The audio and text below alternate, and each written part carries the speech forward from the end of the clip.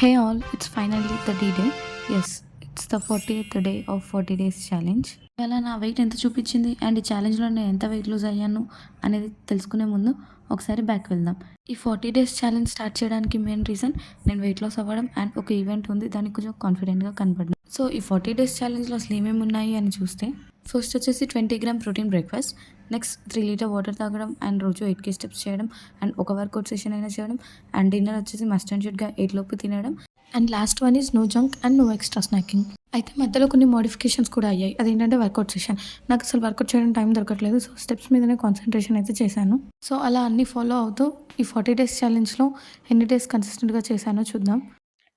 1, 2, 3, 4, 20, 21, 22, 23, 24.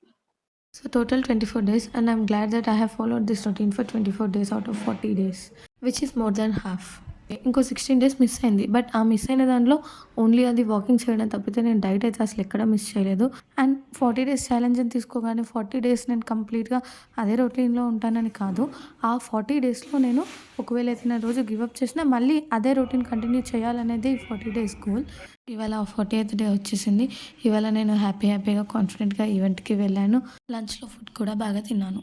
Now it's time for the weight reveal. So yeah, this is the final weight for this 40 days challenge. ఈ 40 డేస్లో నా వెయిట్లో వచ్చిన fluctuations and downward trend ఎలా ఉంది అనేది నెక్స్ట్ వీడియోలో పోస్ట్ చేస్తాను. Thanks for watching and stay tune to my weight loss journey videos. ఇంతటితో నా వెయిట్ లాస్ ఛాలెంజ్లో 3.35 kgs ఉండే.